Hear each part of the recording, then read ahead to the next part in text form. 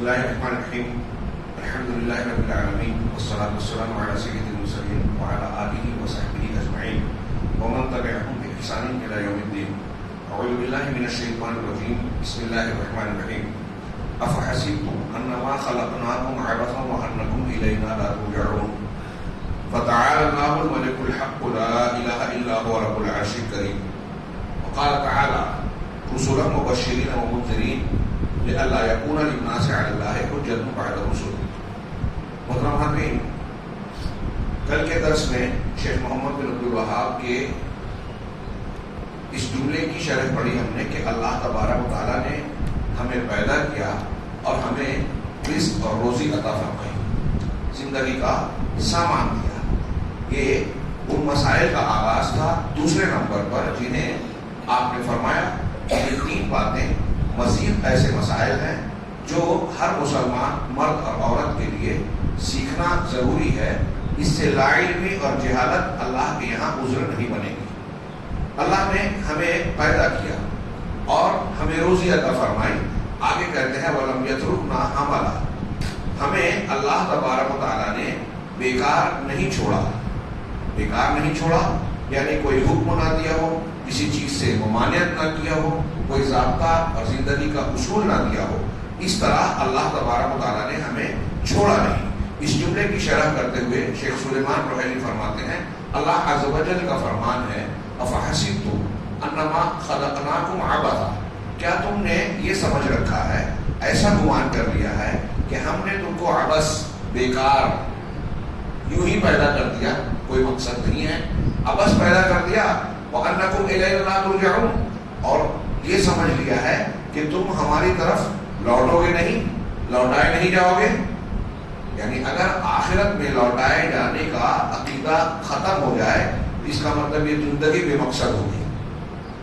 آخرت کے وقوع سے زندگی کی مقصدیت سمجھ میں آتی ہے، اور اللہ تبارک و تعالیٰ حکیم ہے۔ کل کے درس میں بات آئی تھی کہ اللہ نے کسی چیز کو بیکار پیدا نہیں کیا، نہیں ہے چیز نکمی کوئی زمانے میں۔ ہم اپنے وجود میں دیکھتے ہیں تو آنکھ، کان، ہاتھ، انگلی، پیر، ناخن، بال، کوئی بھی چیز بیکار نہیں، تو ہمارا پورا وجود کیسے بے مقصد ہو سکتا ہے؟ اللہ نے فرمایا کہ کیا تم نے یہ سمجھ رکھا ہے کہ ہم نے تمہیں بیکار اور عبث بنایا، پیدا کیا، اور تم ہماری طرف لوٹائے نہیں جاؤ گے؟ فتعال اللہ الملک الحق، تو اللہ کی ذات کہیں بلند و بالا ہے، جو الملک ہے، بادشاہ ہے، حق ہے، وہ اس سے بلند ہے کہ کوئی بیکار کام کرے، وہ ایسا کر ہی نہیں سکتا۔ لا الہ الا ہو، اس کے سوا کوئی معبود برحق ہے ہی نہیں۔ اذا علمتم، جب تم نے یہ جان لیا کہ ہم نے کسی ایک مقصد کے تحت انسان کو، اللہ تعالیٰ کی طرف کے جملے کا مفہوم بتا رہے ہیں، پیدا کیا ہے، اور تم ہماری طرف یعنی اللہ کی طرف لوٹنے والے ہو، تو پھر تمہیں اللہ تبارک و تعالیٰ کی عبادت کرنی چاہیے، اس کا حق پہچان کر اسے ادا کرنے کی کوشش کرنی چاہیے۔ اسی طرح اللہ نے فرمایا اَيَحْسَبُ الْإِنسَانُ أَن يُتْرَكَ سُدًى، کیا انسان نے یہ سمجھ رکھا ہے کہ یوں ہی چھوڑ دیا جائے گا؟ یہ انکار ہے، اس سوال میں انکار ہے، یعنی وہ اگر ایسا سمجھتا ہے تو غلط سمجھتا ہے کہ اسے بغیر کسی امر اور نہی کے، کسی حکم کے، کسی ممانعت کے، کسی سوال و جواب کے یوں ہی چھوڑ دیا جائے گا۔ یہ انسان کا گمان غلط ہے اگر وہ سمجھتا ہے۔ الم یکن نطفۃ من منی یمنی، کیا وہ منی کا ایک قطرہ، ایک نطفہ نہیں تھا جسے مادر رحم میں القاء کیا گیا؟ ثم کان علقہ، پھر منی کے قطرے سے وہ علاقہ بنا، جوک کی شکل کا، چمٹنے والا، جس کا دم بستہ ترجمہ کرتے ہیں، جمع ہوا خون۔ بچے کی پیدائش کے مرحلے میں یہ پہلے نطفہ اور پھر اس کے بعد علاقہ، پھر مضغہ ہوتا ہے، فخلق فسوى، پھر اس کے بعد اللہ تعالیٰ نے پیدا کیا اور اس کو ٹھیک ٹھاک درست بنایا۔ یہ اللہ تبارک و تعالیٰ کی بڑی عجیب و غریب، اس کی بناوٹ کی کہ عجیب ہونے کا کی یاد دہانی ہے کہ اپنے آپ پر غور کرو کہ ہم کیا تھے، کیسے بنے۔ وہ یوں ہی نہیں بن گئے، اور جس ذات نے بنایا ہے وہ کیسا حکیم ہے، قدیر ہے، اور بے مقصد یہ سب کام کرے گا، اتنا دقیق، اتنا باریک، اتنا زبردست کام۔ یہ اللہ تبارک و تعالیٰ کا انسان پر اس کا بڑا لطف و کرم ہے۔ اللہ تعالیٰ نے ہمیں اس طرح سے پیدا کیا ماں کے پیٹ میں، وَجَعَلَ مِنْهُ الزَّوْجَيْنِ الذَّكَرَ وَالْأُنثَىٰ، اور ماں کے پیٹ میں یہ قطرہ آب جو جاتا ہے حقیر سا، اس کے بعد علقہ اور تخلیق ہوتی ہے. تو اللہ کہہ رہا ہے کہ پھر اللہ نے اس سے انسان کے جوڑے بنائے, مطلب الگ الگ دو قسم بنائی, ایک مرد ایک عورت. سوچئے, شیخ نے کہا کہ اللہ تبارک و تعالیٰ ہم کو پیدا کرتا ہے مادر رحم میں. رحم یعنی ماں کا پیٹ, ماں کا کی بچے دانی ایک ہی ہے, اور بچے کی پیدائش کا طریقہ پروسیجر بھی ایک ہی ہے, اور لیکن کبھی لڑکی پیدا ہوتی ہے, کبھی لڑکا. غور کیا آپ نے کہ یہ ان دونوں میں تفریق کرنے والی ذات کون سی ہے؟ کیا یہ خود بخود ہو رہی ہے؟ ایسے ہی ہو رہی ہے. دونوں کے جسم میں, جسمانی ساخت میں کافی کچھ فرق ہوتا ہے. دونوں انسان ہیں, کافی چیزوں میں مشابہت ہے, لیکن ظاہری اور باطنی دونوں معاملے میں دونوں میں کافی فرق ہوتا ہے. اب ایک ہی رحم مادر میں ایک ہی انداز سے پیدائش اور تخلیق کا معاملہ ہوتا ہے, لیکن کبھی لڑکا پیدا ہو رہا ہے, کبھی لڑکی, بیٹا اور بیٹی. یہ ان دونوں کے درمیان یہ تفریق کرنے والا, الگ الگ خصوصیات کے ساتھ پیدا کرنے والا کون ہے؟ کیا یہ خود سے ہو رہا ہے؟ وَمَنِ الَّذِي أَعْطَى هَذَا خَلْقَهُ, اس تخلیق کو, بناوٹ کو کس نے عطا فرمایا؟ اور وَأَعْطَى هَذَا خَلْقَهُ وَهُوَ فِي بَطْنِ أُمِّهِ لَا يُبْصَرُ, جبکہ یہ پیدائش اور فرق کس نے کیا؟ جبکہ بندہ ماں کے پیٹ میں رحم مادر میں ہوتا ہے, وہاں کوئی چیز باہر سے پہنچائی نہیں جا سکتی. ایک قدرتی پروسیجر ہے, اللہ عز و جل نے ہی یہ نظام بنایا ہے, اور اس طرح سے بچوں کی یا انسان کی تخلیق ہوتی ہے. علیہ ذالک, تو جس رب العالمین نے اس طریقے سے, اس باریکی سے حکمت اور قدرت جس میں نظر آتی ہے پیدا فرمایا, تو کیا علیہ ذالک بقادر علی ان یحیی الموتى, کیا وہ ذات اس بات پر قدرت نہیں رکھتی کہ مردوں کو زندہ کرے؟ جس ذات نے اتنا باریک اور دقیق طریقے سے پیدا کیا, اس کے تعلق سے تمہاری عقل یہ کہہ رہی ہے کہ وہ دوبارہ پیدا نہیں کر سکتی. عقل سے غور کرو, اس کے لیے کیا مشکل ہے؟ اور کوئی کام پہلی مرتبہ کرنا مشکل ہوتا ہے. انسان جب نہیں تھا, عدم میں تھا, اس کو وجود دے دیا, تو جو ذات عدم سے وجود دے رہی ہے, وجود دینے کے بعد دوبارہ نہیں بنا سکتی. دنیا میں آپ سوچئے, انسانوں کے اعتبار سے بھی کوئی کام پہلی مرتبہ کرنا مشکل ہوتا ہے. اللہ تبارک و تعالیٰ کے لیے تو پہلی مرتبہ بھی مشکل نہیں ہے. تو کیا کفار مکہ اور آخرت کے منکرین یہ سمجھ رکھے ہیں کہ بس دوبارہ پیدا نہیں کرے گا؟ چنانچہ انسان, نتیجہ یہ ہے کہ انسان اللہ کی طرف لوٹنے والا ہے, اور انسان ایسی مخلوق ہے جس کو پیدا کرنے والے کی طرف سے کچھ احکامات دیے گئے ہیں. بعض چیزوں کو کرنے کا آرڈر دیا گیا ہے, بعض چیزوں سے منع کیا گیا ہے کہ یہ نہ کرو, روکا گیا ہے. چنانچہ اللہ تبارک و تعالیٰ نے کی طرف سے جس نے پیدا کیا, بنیادی حکم یہ دیا گیا کہ اللہ کی عبادت کرو, یہ کرو, اور اللہ کے علاوہ کی عبادت نہ کرو, یہ نہ کرو. توحید کو اختیار کرو, شرک سے بچو, یہ بنیادی مقصد ہے. اور ساری نیکیاں توحید کی شاخیں ہیں, ساری برائیاں کفر اور شرک کی شاخیں ہیں. چنانچہ آگے کہتے ہیں کہ چنانچہ بندہ اللہ کی طرف لوٹنا ہی ہے, اس کو لوٹنا ہی ہے تاکہ اس کا حساب لیا جائے. چنانچہ یہ ابتدا ہے اور یہ وہ انتہا ہے. انسان کی ماں کے پیٹ میں پیدائش کا آغاز کیا کہ اللہ نے ہم کو پیدا کیا. اللہ ہی وہ ذات ہے جو محمد جس نے ہم کو پیدا کیا, روزی دی. تو یہ اسٹارٹ ہے, اور ہم پلٹ کے جانے والے ہیں, نتیجہ بھوگنے والے ہیں اپنے اعمال, کردار اور عقائد کا. یہ انتہا ہے. چنانچہ اللہ تبارک انسان کو عدم سے وجود بخشا گیا, اور عدم سے وجود کیوں بخشا اللہ نے؟ نہیں تھے, ہو گئے. کیوں پیدا کیا؟ اپنی عبادت کے لیے. اور عبادت کے لیے پیدا کیا کا مطلب کیا ہے کہ ہم کیسے عبادت کریں گے؟ یعنی اللہ نے جو حکم دیا ہے اس کو ہم مان لیں, جس سے منع کیا ہے اس سے رک جائیں, تاکہ دنیا میں اسی طریقے سے زندگی گزاریں جیسے اللہ نے کہا. یہ ہے اللہ کی طرف سے انسان کے پیدا کرنے کا مقصد. پھر اس کے بعد جب ہم دنیا کی زندگی گزار دیں گے تو دوبارہ زندہ کر کے اٹھائے جائیں گے تاکہ حساب و کتاب ہو. اب یا تو جنت انسان کا ٹھکانہ ہوگا یا جہنم. تو یہ مقصد ہے. اللہ تعالیٰ نے بیکار پیدا نہیں کیا. اس کے بعد شیخ محمد بن عبد الوہاب کہتے ہیں کہ بیکار پیدا نہیں کیا کے بعد مقصدیت دینے کے لیے اللہ نے اور کیا انتظام کیا ہمارے اور آپ کے لیے؟ بل ارسل الینا رسولا, بلکہ ہماری طرف رسول کو بھیجا. شیخ رحیلی اس کی تشریح کرتے ہوئے کہتے ہیں کہ اللہ نے ہماری طرف رسول بھیجا اور ہم کو بیکار چھوڑ نہیں دیا. پیدا کیا، پیدا کرنے کا مقصد ہے تو مقصد کی تعلیم اور تشریح کرنے کا بھی انتظام کیا.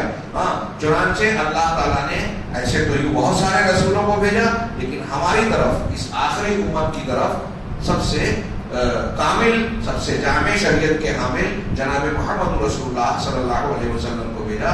رسولوں میں سب سے زیادہ عظمت والے ہماری طرف محمد صلی اللہ علیہ وسلم کو بھیجا، جنہوں نے اپنی اللہ کی آیتیں پڑھ کر ہم کو سنائی، امت کے لوگوں تک پہنچائی، پھر حکمت سکھائی، قرآن کی تعلیم دی، حکمت کی تعلیم دی، ہمارا تزکیہ کیا، ہماری صفائی ظاہری اور باطنی ہر اعتبار سے ہماری صفائی کی محنت کی اور تعلیم دی. ہم کو ڈرایا کہ اللہ تعالیٰ کی نافرمانی کرو گے، غلط راستے پہ جاؤ گے تو پکڑ میں آؤ گے، شدید اور بھیانک عذاب سے دو چار ہو گے، اور ہمیں بشارت دی کہ اللہ کے دین پر قائم رہو گے، اس کے دین کے تقاضوں کو پورا کرو گے تو اللہ تمہیں انعامات سے نوازے گا. اس کی خوشخبری دی اللہ. اور یہ رسول ہمیں یہدین اللہ بہ، اس رسول کے ذریعے سے اللہ تعالیٰ ہمیں اپنے صراط مستقیم اور سیدھے راستے کی رہنمائی کرتا ہے. یہ لوگوں میں اللہ تعالیٰ کی سنت، اصول اور طریقہ چلا آ رہا ہے.